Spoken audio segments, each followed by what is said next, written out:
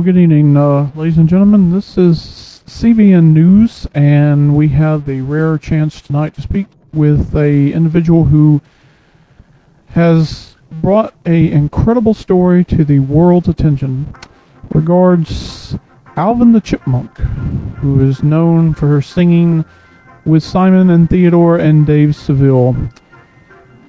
Let me just ask you, Mr. Carter, to begin with, can we see this document that you have acquired through your archives? Because CBS won't allow us to see this thing. This is the actual document, guys. I wanted to make a shot of this so you guys could see what it really is, and it's a photostat copy. We cannot get the original. The guys at the archives and CBS have said that they only were going to release it once, and that was it. And after that, they said it'll be buried again. Nobody will ever find it. It is actually dated by the administrator of the Director General of the Department of Justice, and you can see on this that it is still classified top secret. So this has never been really ever disclosed to the American public.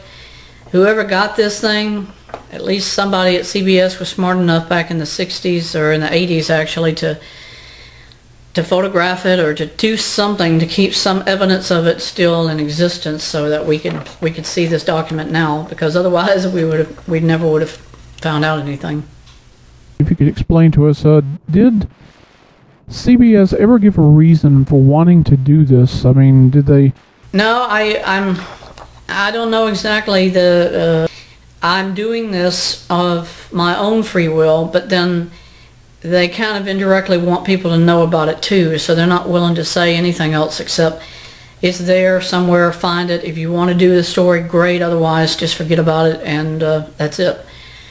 And most of all the equipment I'm using is actually my own, so I don't have a studio, I don't have sound man, director, or anybody else behind me trying to videotape this, you know?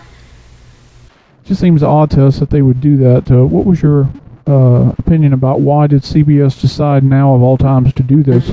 The only point behind us doing this video to do the documentary was to really just explain it to people what happened, and the fact that you know, things are going so bad in this world, the country, and yet here you have a story like this and it's been suppressed for 50 years, and then all of a sudden the media says, well, if you want to do it, if you do, great, don't forget about it, you know, and they're not taking responsibility really to bringing closure to this whole thing.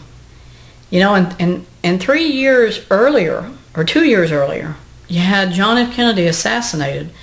And then since that time, you've had all these people mentioning conspiracies of the government being involved in the shooting, that they hired Oswald and 2 or 3 other people, and Crossfire and Dealey Plaza and everything else. And this is kind of eerily similar to that type of scenario.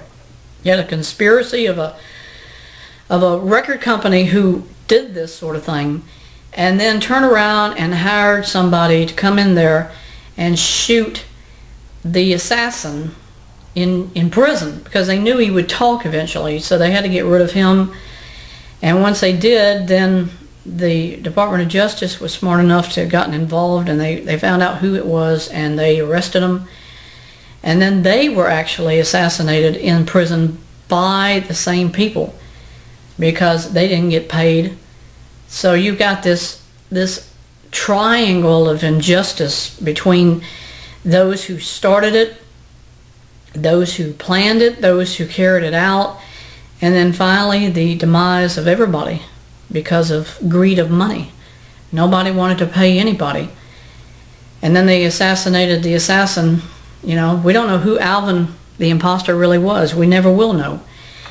This document doesn't tell me anything about who it was that took those shots and fired at Dave Seville, and we'll never know. We have just another question to ask. Did the Department of Justice confirm this memorandum? I know y'all have done research for 2 years of this subject, but... Yeah, we've contacted the Department of Justice, They've given us the same kind of an answer that most of all government agencies do. You have to contact so-and-so or whoever, and you just get a runaround all the way. So everything you find out or even ask about, they all end up just telling you they don't know anything about it. Kind of like 1947, the Roswell crash, the same exact thing. Nobody gives a flip what happened. They don't want to know what happened. And nothing exists in the National Archives either. This document here, it only actually is in one archive of any news media, and that's CBS itself.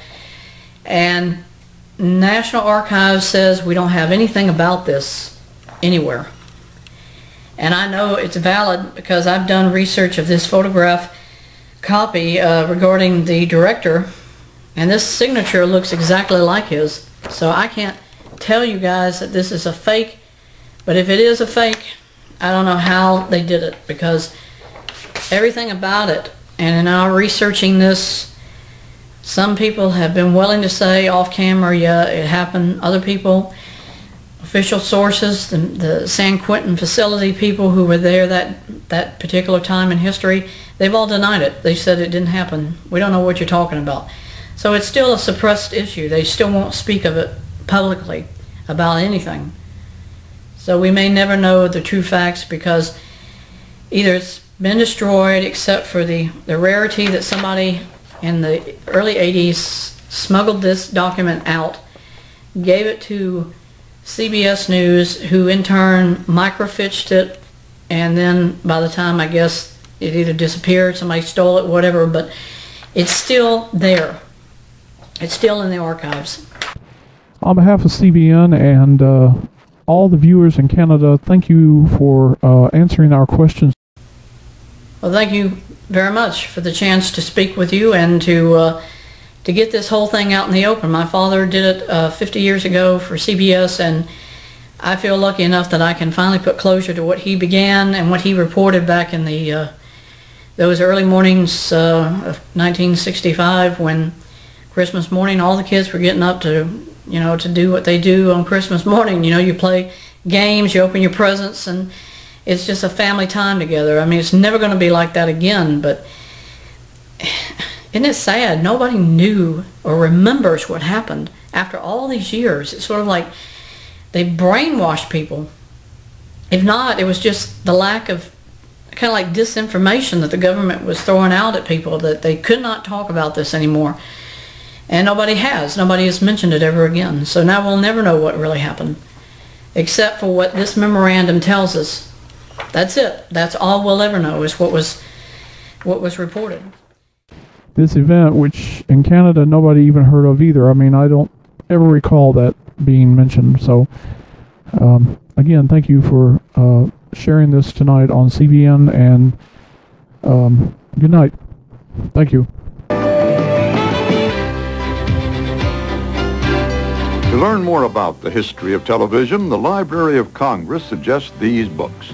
Television by Michael Winship, Tube of Plenty, The Evolution of American Television by Eric Barno, or The Tragedy of That Christmas Morning in 1965 by David Carter Jr.